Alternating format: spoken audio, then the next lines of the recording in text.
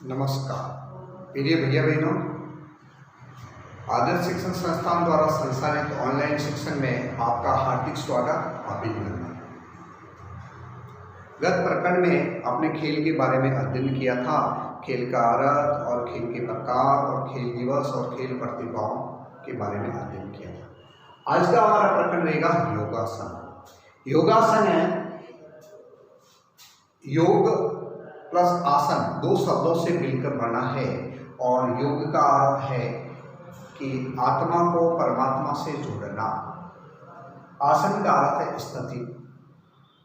तो आत्मा को परमात्मा से जोड़ने की जो स्थितियां हैं उसको हम योगासन कहते हैं। योगासन के अंदर एक सर्वश्रेष्ठ जो पद्धति है वह है हमारी सूर्य नमस्कार। भगवान सूर्य को हम लोग है सुबह स्नान करने के बाद में मैंने जो अपने नित्य कर्म से निवृत्त होने के बाद में भगवान सूर्य को जल चढ़ाते हैं और जल चढ़ाने के बाद में उसकी पूजा अर्चना करते हैं। तो कई लोग है जो अपने शरीर को बलिष्ठ बनाते हैं, सुडोल और सुंदर बनाना चाहते हैं, तो वे लोग भगवान सूर्य की आराधना करने के लिए सूर्य नमस्कार करते हैं। तो विभिन्न प्रकार की योगासन की स्थितियों में करते हैं, तो उसको कहते हैं सूर्य नमस्कार। तो इसके अंदर 10 प्रकार के आसन होते हैं, 10 प्रकार की स्थितियां बनती है, 12 प्रकार के मंत्रों का जाप करके हम सूर्य नमस्कार करते हैं। तो ये 12 प्रकार के मंत्र है। ओम मित्राय नमः, ओम रवि नमः, ओम सूर्याय नमः। तो इसको मंत्रों को याद करने का तरीका है मेरसु, ओम भानवे नमः, ओम खगाय नमः। तो इसका याद करने का तरीका है बाख।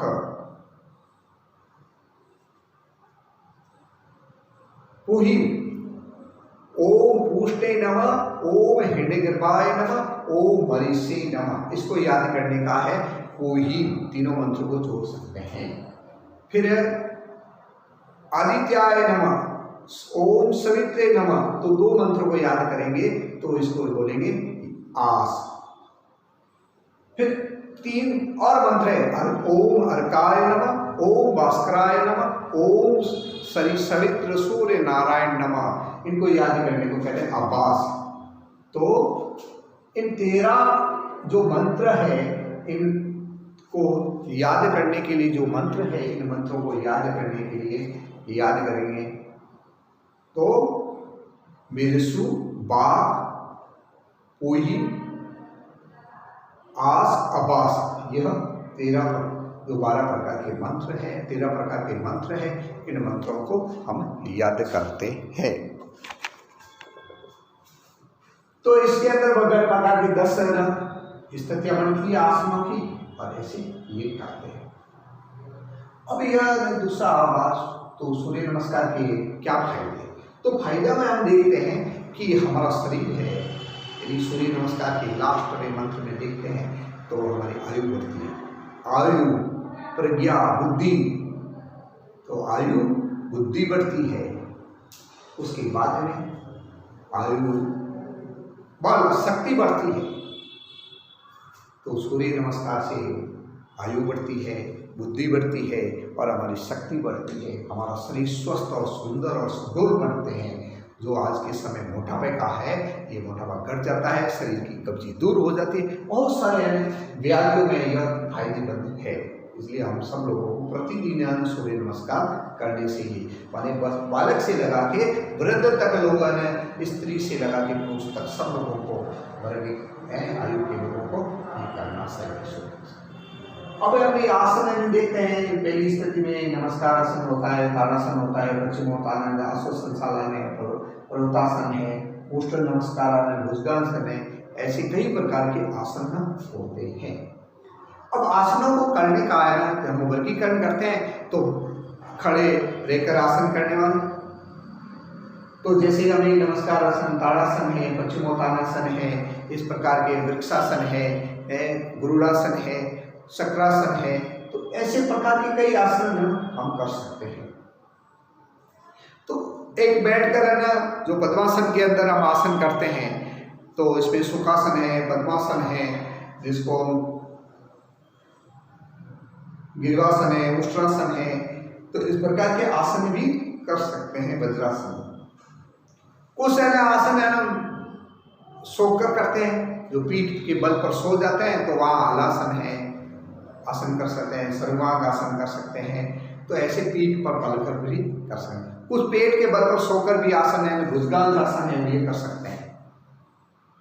तो यह पीठ के बल पर ऐसे कई प्रकार के आसन है हम कर सकते हैं।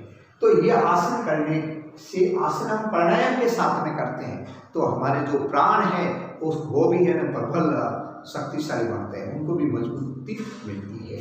इसलिए आपको योगा ये आसन भी करने चाहिए।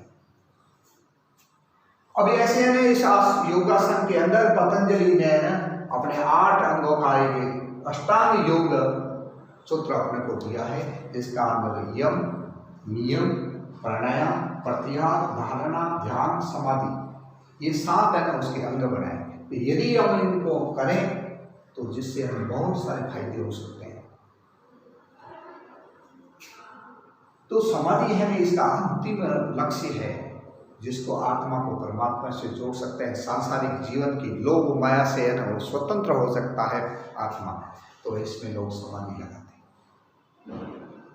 तो यह अंतिम स्टेज है। तो हमें यदि गृहस्थी है तो यम, नियम, प्राणायाम, प्रत्याहार, धारणा, ध्यान यहाँ तक अपने को प्रतिदिन करना चाहिए। हमारी दिनचर्या का एक तरह का है ना अन्य वाले अंग बन जाना चाहिए। तो योग को प्रोत्साहन देने के लिए सब लोग है ना योग के फायदे लें।